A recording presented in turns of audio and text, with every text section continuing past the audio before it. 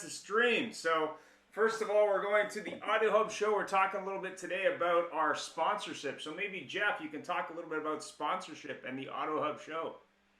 Hello, everybody. Thanks for joining us. We've just finished our first year of having sponsors and some great sponsors this last year. And for 2022, we're moving into, we're looking for some more sponsors, and we have some availabilities available, and our sponsors have found some great value with us. And so we can keep this cool stuff going and the cool production and the lovely software. Please let us know. We're happy to do season sponsorship, segment sponsorship, show sponsorship, and too many S's because I think I'm just slurring my S's now. All right, thanks, Jeff. So, in terms of the show today, I have a couple of book recommendations here. So, there's a woman's guide to buying a car from one of our great guests that we've had on the show before. 1 second here. Got to admit a few people. And then those are Janet Guthrie. It's a race car lady. There's a book there about design, women in design and auto, and of course, a woman's guide to buying a car from Kathy Droz. If you don't know Kathy, she does reviews of cars. Auto show disclaimer, Jeff. It's on our website. Go ahead. Our disclaimer basically is the views and opinions of everybody here in the show today are those of them, and we not necessarily do we disagree, but of course we're just making sure that that doesn't necessarily mean those are the views of Ian, myself, or the Auto Hub show. And definitely check out our website for more details. So the 2021 recap and automotive show. Let's start.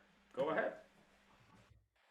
Well, good morning. This is the 2021 recap show for the Auto Hub show for women in automotive, which frankly, in the men's opinion, are taking over the automotive world, and which isn't such a bad thing. There might be a kinder, gentler world of the automotive, but judging by the ladies that are on here today, men are going to be in the minority soon. So, and that's okay too. But we have a variety of ladies joining us today. Soon to join us will be Sandy Zanino from Sarasota, Florida, who's the founder and CEO of Innovative Auto HR, dancer extraordinaire on hiatus due to her bum foot. And right now she's at a conference that she's just waiting to finish with a speaker, and she'll be joining us. Next, we have Sopo. I'm so sorry I can't pronounce your last name properly, but Sopo Choidze? Yeah, that's good. Yeah. Perfect. Who is the founder and chief operating officer of Pulsar AI, autonomous intelligence, which is now part of SpinCar, luckily. Very good for you. She is a member of Forbes 30 Under 30 2020 in Georgia, the country, not the state. And she's joining us from Tbilisi, Georgia. Sopo, can you say hello and give us a quick recap of 2021 from your viewpoint? Hi. So thank you again for inviting me. It is a pleasure to be here. Hi, everyone, whoever is watching or listening. So for 2021 for us has been very exciting because we got acquired by SpinCar, who is market leader in digital merchandising platform. So for us, I think it validated the path that we have set in 2019 when we initially started, and we are now seeing the result, and we are now seeing more customers using our product, which basically validates the journey that we've had. So it has been pretty exciting so far. Terrific. Yes, it sounds like it, and I've seen some posts of you. You made the trek all the way over to, I don't know if it was Digital Dealer or something, but kind of nice to go from there to Vegas. So, which is boring compared to you. Next, we have Janice Showers, the Car Girl. Car Girl. Now remember that, Car Girl. And from joining us from Aurora, Ontario, Canada. And Janice, as we've been saying all morning, is a shy one. And Janice can just say hello and share your opinion on women in auto for this last year. Well, thank you, Jeff, and thanks for having me on the show. Good morning, and you know what? I want to say thank you to all the men in the car business who support women. I think that's important, and that's something um, that played a big difference in my career. Is actually the men who helped me along and who were my mentors, because there weren't a lot of women to look up to. So I certainly appreciate all the men out there supporting women in automotive. I think there's a lot of good things that happened over COVID and over the last year. Um, Being technology, being flexibility. I think those are something that'll help bring women up in the car business, and something that, you know, we were just chatting about going back to work in the office. Um, I think we need to keep some good things, and that's the technology and the flexibility that has allowed women to play more important roles. And I think that's something that needs to be expanded upon. So I'm not one to look back, I'm one to look forward. So I think looking forward, that's something that I think a lot of dealers could get ahead by taking that and running with it, that technology, and offering that flexibility to get more women involved. It's funny, Jeff, you say that men will be the minority. We're a long way from that. You know, I read a stat that's actually from this year. Still only 8% of women are on the front lines. And I've been in automotive 30 years, and it was about 3 to 5%. So I don't think that we're quite there yet, that where men are going to be the minority when it's still only 8%. So the number's still low, the bar's still low. There's still lots of work to be done. You know, and I'm not saying I'm arguing with you, but I know you were teasing, but in all seriousness, there's well, still a lot of work to be done. in all seriousness, no BS, no guy's position, no sucking up. It would be nice to get to a point in business where it's people in business. And I've been in this business long enough that I remember, and you broached it, not me, where they referred to the term as the girl in the back. And so that's the reason I say you broached, because you're the car girl. But thank you very much for being here. Thank you for your opinions. And I know there are going to be some more in a few minutes. Next, we have Christy Mitchell joining us, the car lady. So, you know, the two of you can have a fight over that title. And car girls and the car lady are friends. I did not know. Yes. there we go. You have to help me to come up with the title. The AI lady. Hello, we will take over the. Anyway, Christine's from Southern Ontario somewhere. And if you could take a moment, say hi, reintroduce yourself, because you're an old friend of us, actually a young friend who's been with us a long time.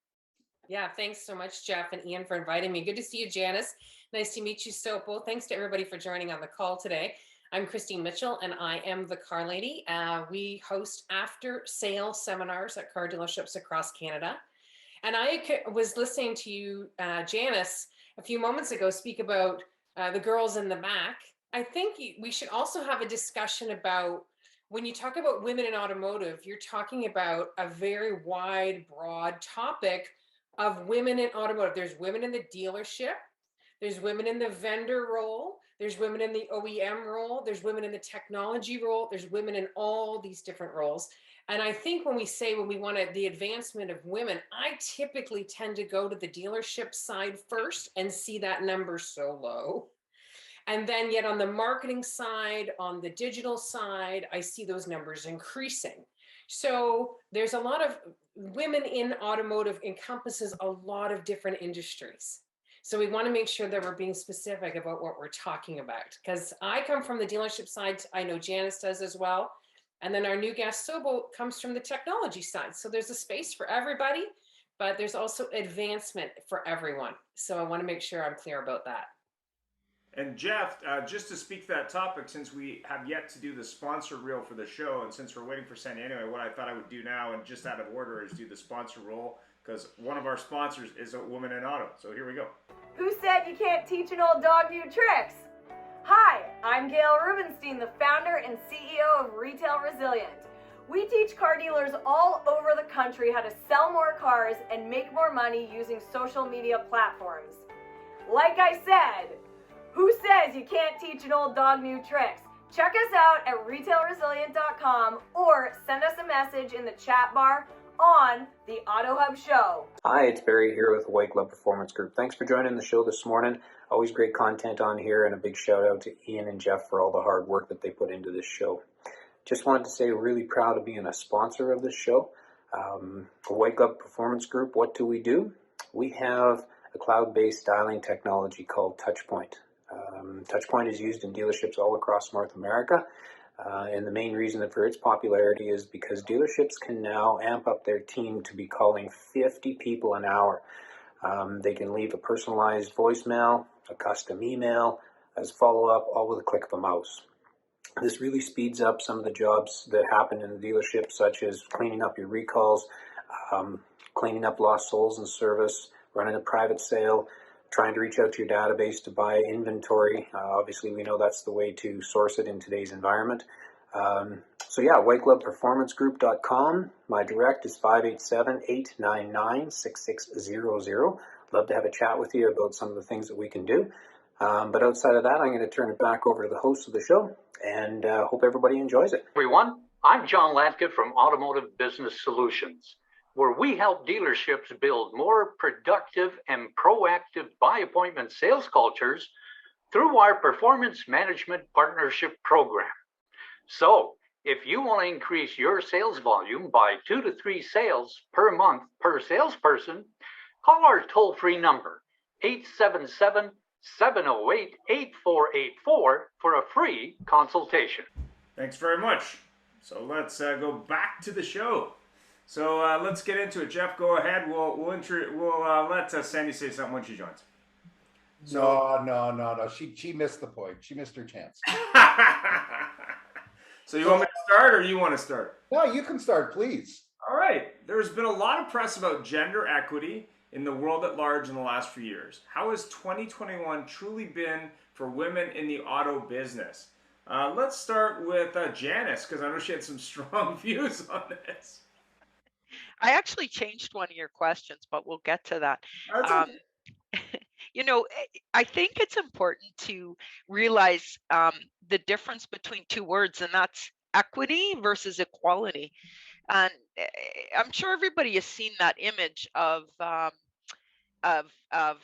three people standing on the boxes looking over the baseball game. Do you know the one I'm talking about? And it's, you know, the short one can't see because then they're all on the same size box. But once they put the tall guy down and they give the short guy 2 boxes, now he can see. So I think equity and equality are two different things. And I think that's something we have to look at. And here I'm going to give you an example, and that's snow removal. You know, my sister is 60 years old. She works in a dealership that's got a big line of trucks, and you know, she doesn't have a great back, but she's out there cleaning the cars. And if she's not, I mean, you know, this happens in the dealership. There's anger. I mean, why isn't she out there cleaning the cars the same as the 23-year-old guy? You know, why didn't she clean? They're counting how many trucks did she clean off. So I think there's still equity issues that need to be addressed, and they're complicated. I don't think there's always simple answers. But I think if more women are at the table, and so how has 2021 been? You know, I'm worried that the whole COVID era has actually set women back in business, because women actually, as the primary caregivers, have had to take a step back to look after our children, who are learning from home, who are going to school in our living rooms and in their bedrooms, and that falls on us because we're the primary caregivers. So, you know, I'm worried that actually women have taken a step backwards, not just in automotive, but in business. But like I said, I have high hopes around technology and flexibility. And I think, you know, like Christine said, it runs the whole gamut. It's not just OEMs, it's not just technology. It needs to trickle right down to the front lines, which is where I represent women, where I try and help women, is right on the front lines, because it's one of the toughest spots where we still see inequity where we still see women underrepresented. So I think there's work to be done.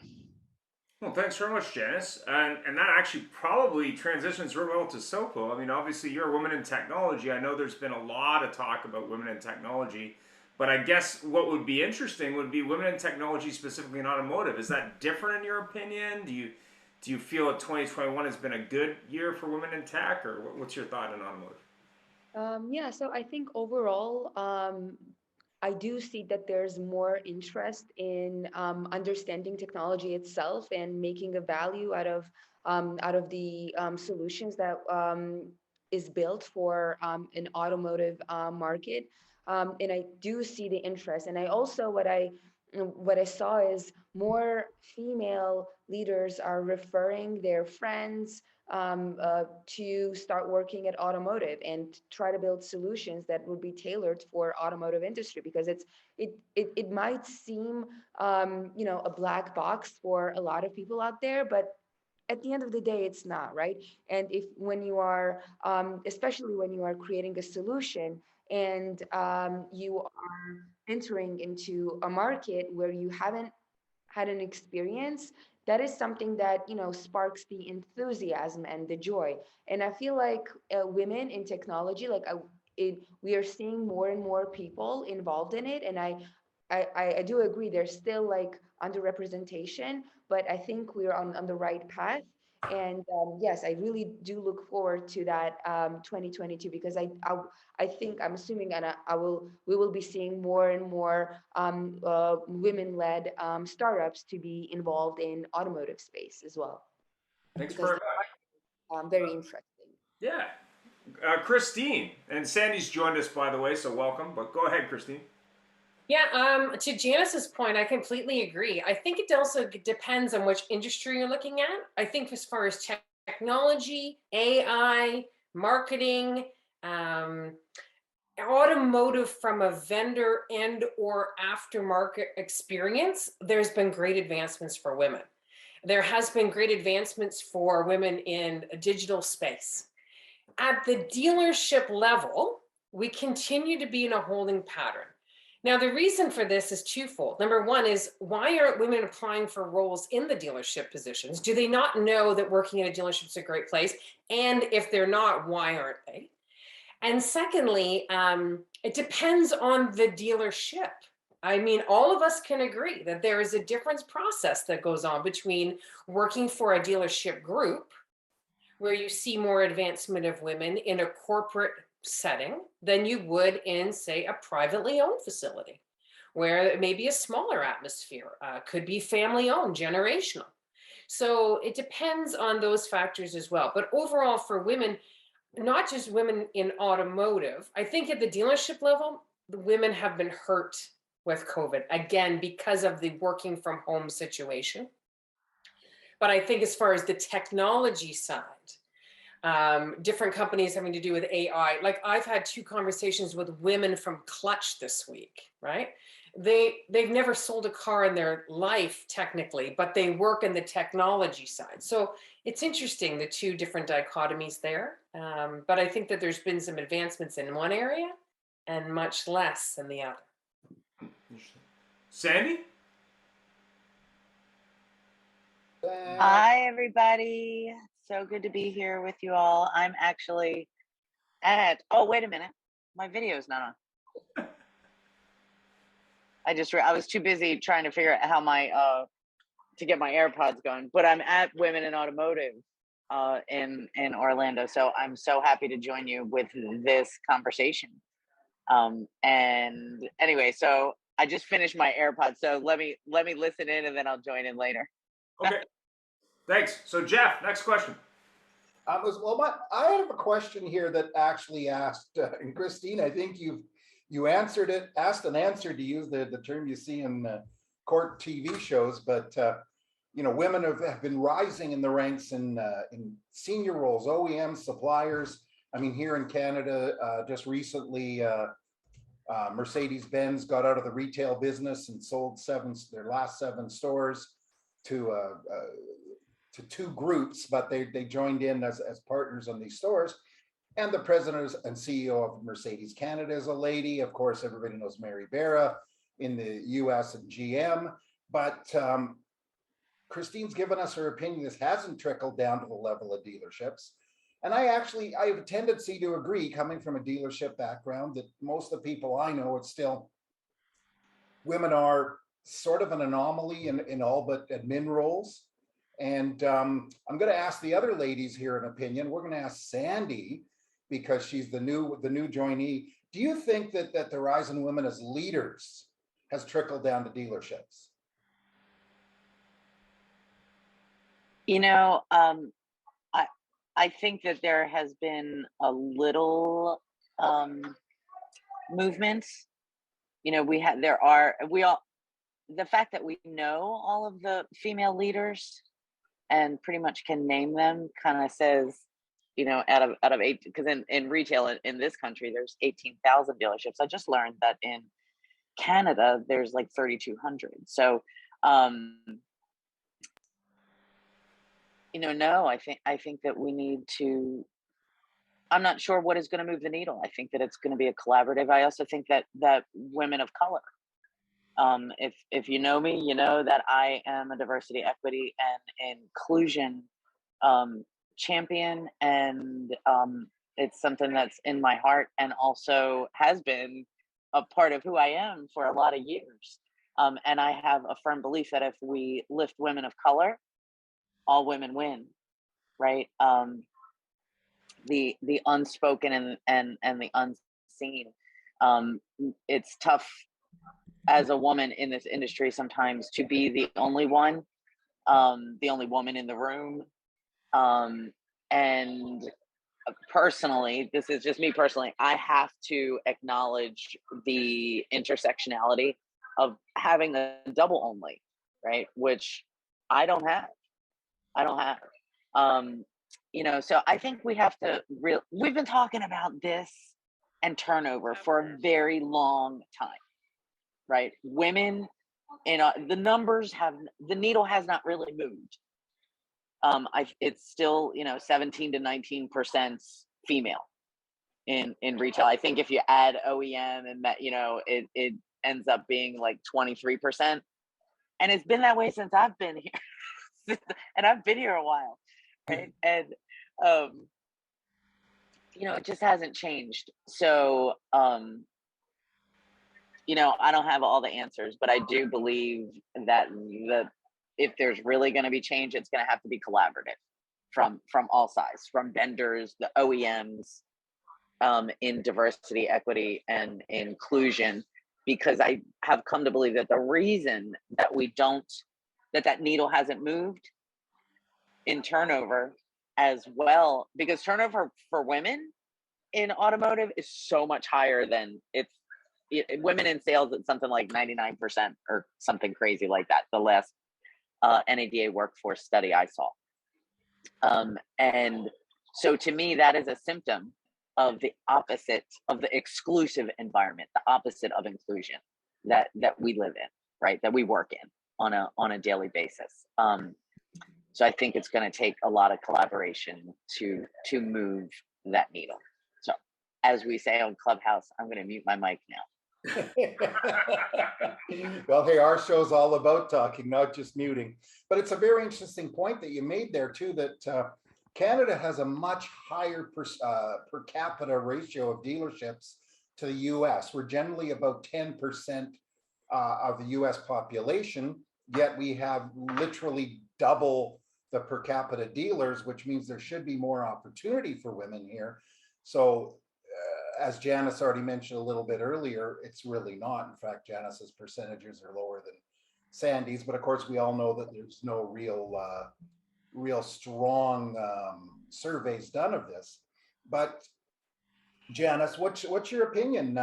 As we all know, of course, that on the sales side, it's brutal, the numbers for the turnover for women. And that doesn't matter wherever I've been. And when I ask Sopo, I'm sure she'll probably tell me that out in their neck of the woods too, it's something like that. But Janice, I'll get you to touch on this first, and then I'll go to Sopo. You know, it's funny how even Sandy couldn't say yes when asked, has it improved? Has it improved?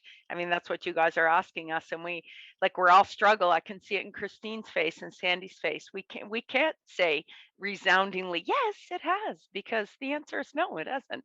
Not in sales. And it's funny you talk about, actually, Hyundai Canada is an OEM who has made a concerted effort. They found in a survey, um, when you look at dealer bodies, it's about 8% of frontline dealership roles are held by women.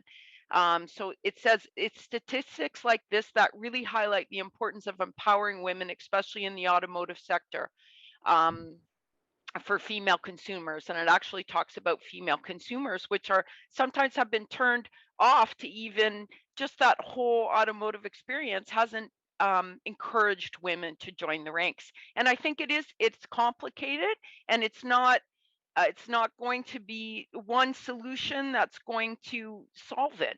But I'll tell you, if women are part of the conversation, and not just women, I mean, I like what Sandy said too about diversity, inclusion. We talked about equity versus equality. More diversity gives more perspective, a richer perspective. And it's not just about women, it's about people from different backgrounds, different cultures, people with disabilities, for example. Where do you see people with disabilities represented in automotive? I don't see it. And I think it's got to be broken down into very small pieces. So, for example, the turnover of women, Sandy's right. It's actually, I read it, NAD stats, 95% of women who start on the sales floor do not see the first year. So you had said 99%. So why is that? Like, let's look at that. And it starts on the first day of work. So I'm going to give you an example. Women they come and they're not sure where to park. Um, it's something so small, but even just what does the daily routine look like? So they get there on the first day, they don't know where to park, they don't know where to go, they're nervous about coming into the showroom, they sit down at a desk, the first thing they see is a full box of cards from the last person who didn't work out. But it's that experience from day one. Like, why isn't that working out? And then, just the whole environment on the sales floor is not conducive to a woman being successful. So I think it needs to be broken down in small segments and looked at. And it's just, I'm hoping technology, we talked a little, I'm hoping technology levels the playing field a little bit, because I think it does. And I think it gives women more opportunity. And I think in the future, dealers just need to, on that level, need to look at that. Okay, a day home, a morning home, working on the CRM, making calls from home, the DMS giving access, having a VPN in your house so you can access customer data and work from home. All things that need to be expanded upon to improve the experience. And one of you guys had this question and said, what are the biggest hurdles facing women in the car business today? I changed it. I said, what are the biggest hurdles facing the car business with regard to employing and retaining women as both employees and customers? So it's not the women's, it's not our issue.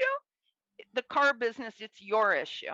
And they need to make concerted efforts. We need to see more good stuff happening, like what Hyundai Canada has been doing with an employee resource groups, and they've dedicated women to further their careers in the industry. And that's something I think we need to see from dealer groups, that's going to go right down to the showroom floor. Can I just speak to that for a second, Janice? You have hit the nail on the head there, my friend, because I'll tell you, when I was back in the shop as a technician, I was trotted out for every photo op, and I was treated like heaven.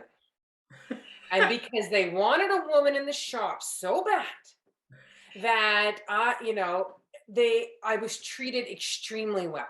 Like, I got along with the guys, I did my work, I lifted my tires, I did my work, right? But at the same time, the ownership treated me extremely well because there was a woman in the shop and they needed that diversity. When I went to the showroom at the same dealership, because I was expecting a daughter and there's no maternity coveralls and I had to get out of the shop, I went to the showroom. I was treated like crap in the showroom, not by necessarily ownership, but the other salespeople, right? And I'm not throwing everybody under the bus, and this is not a sweeping generalization, but how could somebody who worked in service, who moves to sales, be treated so differently? Because it's a competitive environment that pegs people against each other and doesn't reward necessarily the hardest work, but the highest gross. And so as a woman, that was interesting to me to have that experience. So Janice, I want to say that's wonderful. Congratulations. You hit it right on the head, my friend, because in sales, Sandy will speak to it too. The turnover's so high because from the first day you walk out to that showroom, be prepared because they're gunning for you.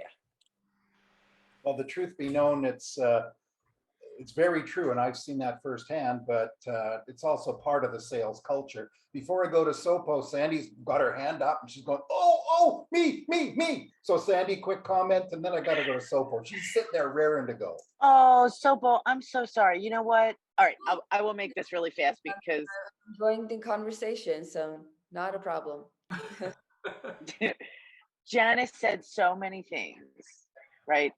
Naming our diversity. And you're absolutely right. Diversity isn't just about women, right? I mentioned women of color. It's all the other things. Actually, let's cross fingers that in Tampa Digital Dealer, I'm putting in for another DEI a panel that covers all that. LGBTQ plus, Latina. You know, it's something that we have to look at. Another thing that we don't really, that you mentioned, Janice, is like, you know, our customer base is also our candidate base. So we need to pay attention to that. I do think that you're so right. I was like applauding with it is Automotive's problem.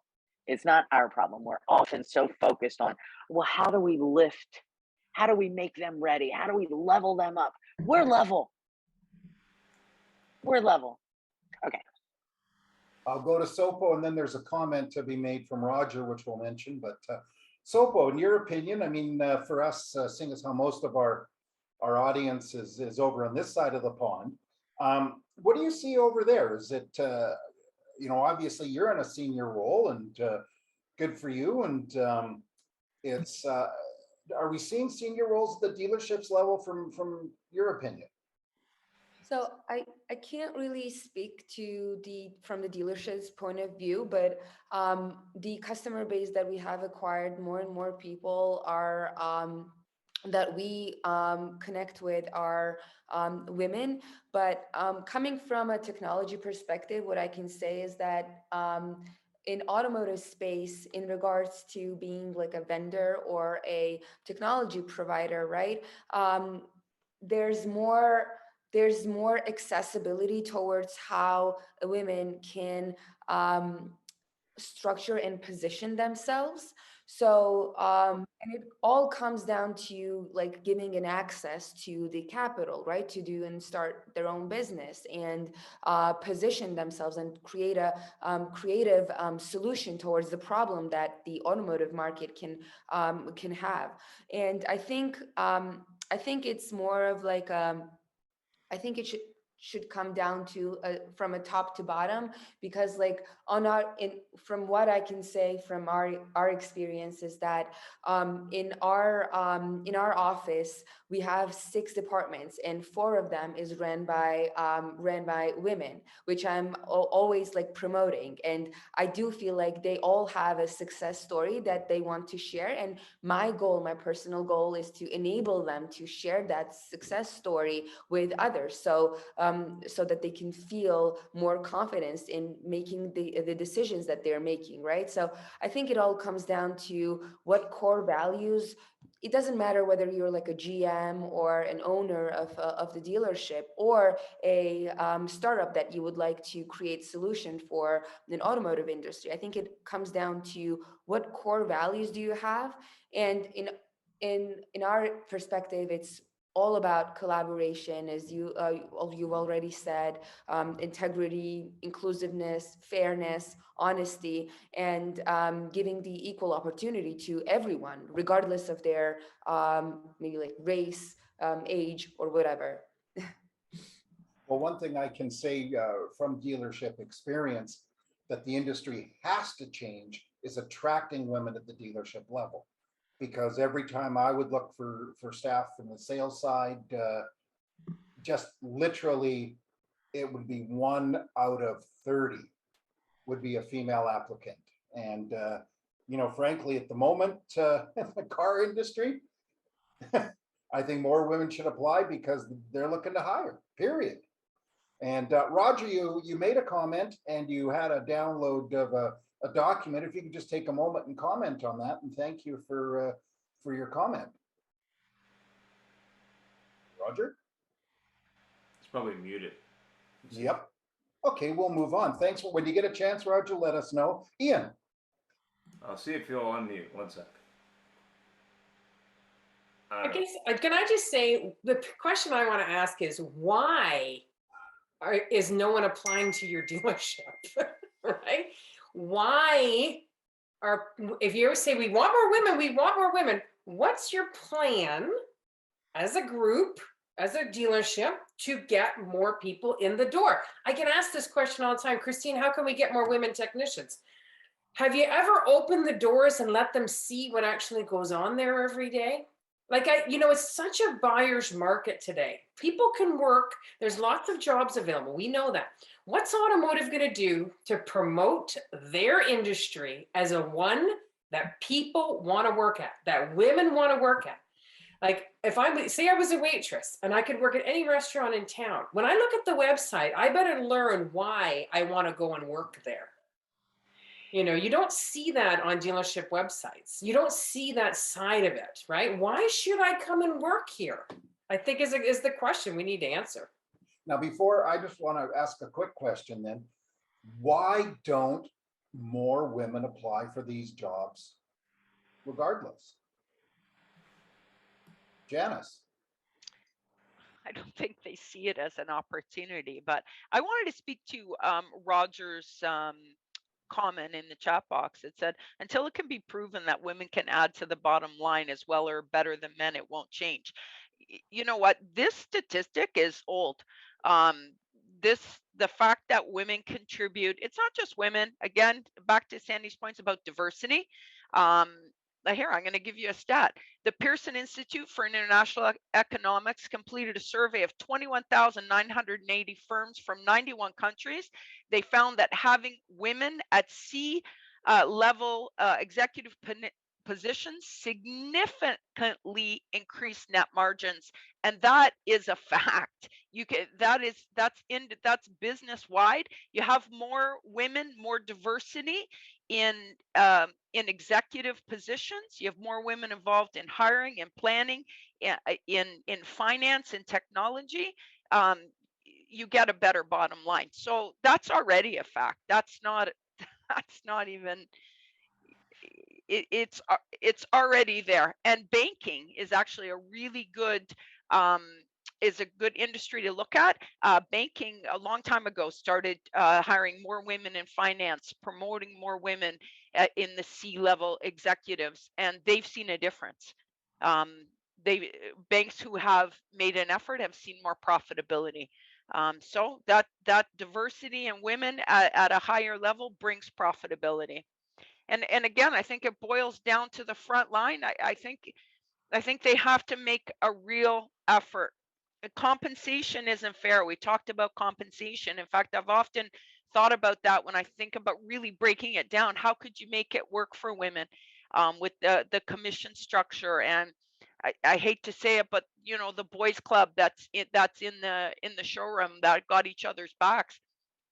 I even thought of perhaps, a salary base where they don't have to worry about exactly how much they're going to make for the first year, where it's like you can talk to all customers. It's not just about, oh, that's my customer, or, that the whole looking after the customer as, as a group, and covering off for each other when you have to go pick your kid up or you have a sick kid, that you're not going to miss a deal. You're not going to miss your customer walking in because you had to go to the school or take a kid to the doctor. I'm not going to miss and what's good for women is good for men too. Because believe me, it's not fair for men too, and I've seen a lot of unfairness and not equitable for men as well. So what's good for women is good for men on the showroom floor as well, and not a lot is said about that, about what happens to men and how they get discriminated against from different backgrounds, from different. I know for a fact of one place where if a man takes time off, you know how a man can have part of the mat leave, the parental leave now. I heard of where it's an unwritten rule that if a man takes a parental leave, he will be terminated in the next when he comes back. So, there's not a lot that's said about that either. And I think, like a fish isn't going to get better sitting in the drawer. I think we got to bring it out, throw it on the table, and cut it up into small pieces and figure it out one piece at a time. It's not one thing that's going to solve this issue. It's working on working with individual people, working on policies, on processes, on little things that happen. I'd like to see signage in the dealership. I saw a sign recently and because everyone is short staffed, and it had said just about inclusion and kindness. I think even workplaces, dealerships could use that just to remind staff and teams what kind of behavior is acceptable and not acceptable. Because I think in the moment we it's easily forgotten. I saw a sign the other day. I think it was at a fast food restaurant. It said, "If you're not happy with the service, we're hiring. If you think you can do it better than the people we got now." But the other thing, and I think this came up with Janice, you got to look at industries that have had success attracting, retaining, and growing women in the business. And what comes to mind in addition to banking to me is real estate. When I look at real estate salespeople as a role, the lion's share, a large percentage, are women. And you got to ask the question, why? Why are they not looking at the learnings from these different industries? And technology, I think, has made some inroads, but even they got a long way to go. I mean, big technology companies have been sued multiple times, and people have left because they just don't treat people properly. And to Janice's point, they don't treat people properly in a lot of ways. I mean, you look at the big resignation in the U.S. market, and everyone's looking for a reason. Well, a lot of it is just, have you asked the people who resigned? Like, why are you leaving at scale? Like, millions of people on Clubhouse, in the Clubhouse rooms, a lot of the Clubhouse rooms, Ian, they talk about all the time, I'm leaving the dealership, I'm going to the vendor world. I'm leaving the dealership, I'm going to the vendor world. I can't hack it at the dealership anymore. I'm going to go and be a vendor, right? Because it's just it can be such a inhospitable work environment. That's for sure, right? And we've all been there. And that's not that goes across both men and women, and that's a fact. I can tell you firsthand, the car world it's not just the car world to a certain extent. I mean, Janice, you talked about a man taking parental leave. Frankly, unfortunately, there's one of those infomercial shows you get locally, and there's an employment lawyer that does a show here, and they talked about a fella that needed to take time off because of mental health, and that's a big topic too, and he got fired. And what was he entitled to for severance, etc.? So that's definitely a fact. That's a good point, Christine, too, that the dealership world is unfair on the variable ops and the sales side to almost everybody. Yeah. And, I love the car business, right? Yeah. I would love to recruit all the women that I know to come into our industry with us, including my own daughter. She's now working on the marketing side of things, right? But, when I meet these young women now, and I'm sure Janice and Sandy feel the same way, Sopal, you'll feel the same way, as you get your years in automotive as well.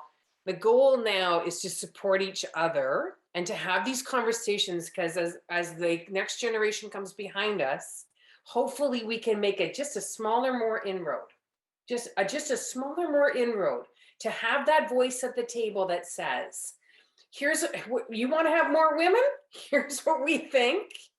Here's some easy steps, and actually see it get implemented. That's the key. We all want to be, I love the car business. I know everybody does too. And I'd like to see more women be a part of it. Yeah, so to say to that, I mean, we're talking about the biggest hurdles, but what would be sort of the top three things, whether it be an OEM, whether it be a vendor, whether it be a dealership or dealer group, that dealers could do? Let's start with Sopo. I mean, she's obviously doing on the vendor side, but maybe she has some thoughts. Yeah, so I think I think education plays a huge role, to be honest, like trainings and constant feedback, in terms of what is the um, what is the thing that we would like to promote and how are we going to promote it. I think it's very important. Also, I think seminars on the leadership is very, very important, just for them, just for people to understand what their opportunities are out there, because some people don't really understand that, and that is why the stereotype against, like, us breaking through the boys club comes in, right? So I think the situation is real, and there's no way around it. Of course, it's a male dominated area, and we have to do our best to break through the boys club, right? It's just, how do we want to do it, and what are the potential outcomes that we want to get, is something that we need to educate each other. So I think it all comes down to understanding what our capabilities are and what the potential is out there. Thanks for that. And obviously, you broke through on the technology side, so you're doing a lot of things right, in my opinion. So congratulations, Janice. What do you think? No, I would agree 100% with Sopo saying education. But on that point, like when I was listening to her, I was thinking about education and training. Automotive definitely needs to put more effort into research and educating themselves on, I'm going to speak to Sandy, equity, diversity, and inclusion. Those are the three big words.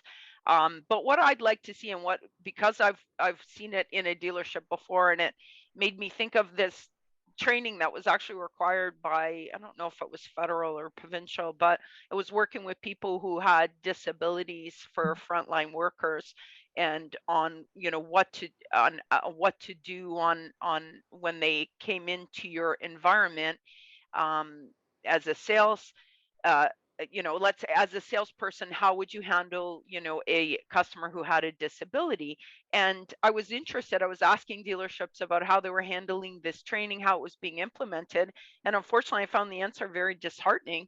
As you often see in a dealership, there'll be one person who will log into the training and do everyone's training. Okay, so one person, and all they're doing is just keystroking and completing the training for everybody. So I think we actually need to see it implemented for real. And I think some checks and balances to make sure that the training is executed. And that's not just somebody on the other end of a computer, just a check marking the boxes for everybody else. And that's frustrating for me when I see it firsthand. And I think that's one of the issues in training and education at the dealership level. Okay, they hire somebody who's making minimum wage, and they're taking the training for everybody, and that's a reality. There's what's going on. So we've rolled out these programs. We've set this education and training, but is it really getting to where? How would we know a good one if we saw it? I don't think that measure is in place. How do we know that those individual people have been educated and they have been trained? I think that's tough, especially with technology in an online, in an online environment. It's a very good point that you made, because again, you've touched on two things which have come up time after time with us, show after show. Two big problems in the industry: are the compensation plan at the retail level, how it's done, and training. Because most dealer principals that you ask, they go, we got a great training program. And then they say, what? Well, we hire the person, they stick them in a room and they watch videos. Or somebody else, some admin person goes and supervises it. Yeah. Ian. Or does the training for them. Yeah, that's or does the tricky training for them. Well, that's the manufacturer's training, and then they don't understand why salespeople don't understand their product. And actually, it's government training I was talking about that was working with people who have disabilities, and that was part of the equity, diversity, inclusion legislation from the government into any retail business. So any retail business, I know in the province of Ontario, anybody dealing frontline with customers had to take this equity, diversity, and inclusion training. And what happened was, in almost every instance, it didn't actually go down to the frontline people. There was one person, an administrator in the dealership who just checked the boxes for everybody. So that, although that was a government initiative about diversity, and it just didn't, in my opinion, it didn't happen. Right. So the effort was there, the right intention was there, but it didn't execute down to the front line. And there was nobody there to, again, to inspect what was expected. There was no inspection. So if we're going to expect something, we have to inspect it. And we know that as managers. So like when we put forth that sort of training, where's the inspection that it happened? Okay. Christine? Yeah, the training, they say, is what everybody's going to be spending their money on, right? Training. So yeah, you've got to have that accountability piece. It depends on what you're going to train, who's you're going to train. You can't just have, it has to be part of culture. All the time, again, on Clubhouse, which I've been enjoying, everybody talks about customer experience and culture, right? So I think that if you're going to offer these kinds of trainings, then you've got to think about those components and what it really, really means. Let's get down to the nuts and bolts of what it really, really means. You know, we've offered the events at dealerships who've wanted to increase customer experience during the delivery process to get people from sales into service. What does customer experience in service really, really mean to you, right? And again, to the point of that Sandy made about having the customers be the potential employees, what does that look like as well? So there's just so many questions here. It's such a huge topic, right? I'm just glad to be a part of the conversation. Thanks. Sandy? So much, right? Sitting here listening. I thought I had my three things right away, and then I'm listening to Janice and Sopo and Christine, and I think we need to somehow find a way to make it okay to change our hearts, to change the heart of power, right? Like the seat of power is the seat of power. And unless there is the willingness and making it okay, like to. Oh, we lost you. You got a little bit of bandwidth issue there, Sandy. We lost you. Man. I think, can you hear me now or no? Yeah. No, it's telling me my internet connection is unstable. Can you hear me now? Yeah. Hey, well, I'm Okay. unstable, so it really doesn't matter about my internet. Well, we need to also make mental health is also an aspect of diversity, right? Like making it okay and safe. What I was talking about was safety, right? So we need to make it safe for candidates. We need to also create an environment that is safe for the seat of power to say, I need to change my heart somehow. Can you help me? And that goes to education, you know, to Sopo's point. Like we need to learn. Our industry, I think, sometimes has the tendency to say, well, two things. One, all those studies like the McKinsey study that I love that shows that racial and gender diversity will help a company outperform their cohort by 36%. we say, oh, but that's not the automotive industry, right? Like, it's not really us. So making a safe space and with policies instead of that, like what Janice shared, like that's like we need to move away from the ticking the box to creating a and zero tolerance to learning opportunities, right? Unless something is so egregious. I feel like people right now are in a place where either they're afraid to say or do the wrong thing, so they do nothing, or they're not sure where to start. And where to start always is with the data. Look at the data, do an HR audit, look at your pay plans, look at everything. Dig in and look at it all, man. And then come up with a plan. Where do you want to focus? And come up with a strategic plan that works for your business. And get some help. Don't do it alone. Get somebody that knows what they're talking about. And Sopo, any thoughts? We're sensitive to time. We got a couple minutes left. Any final thoughts?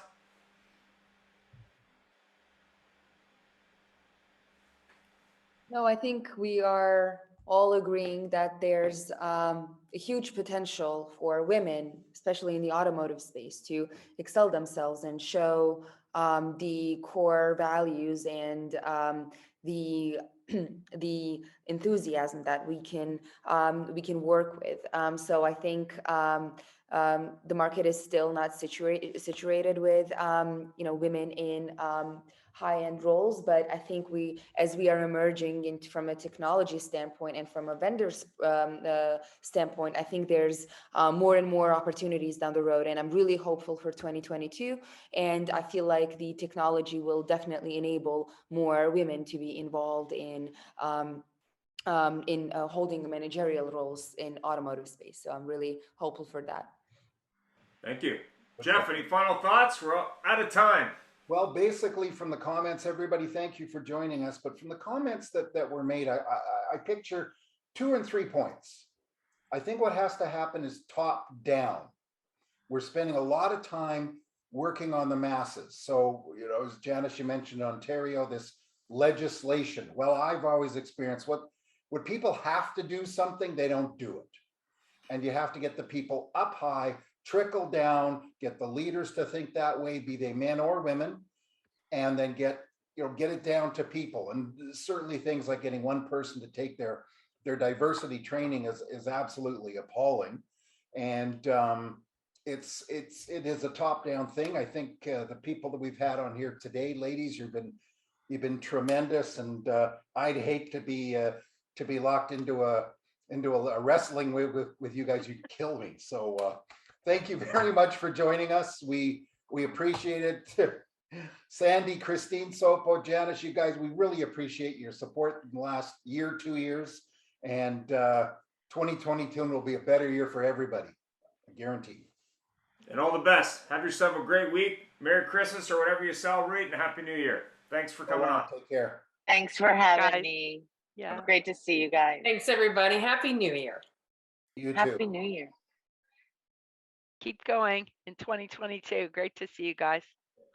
Can make it happen.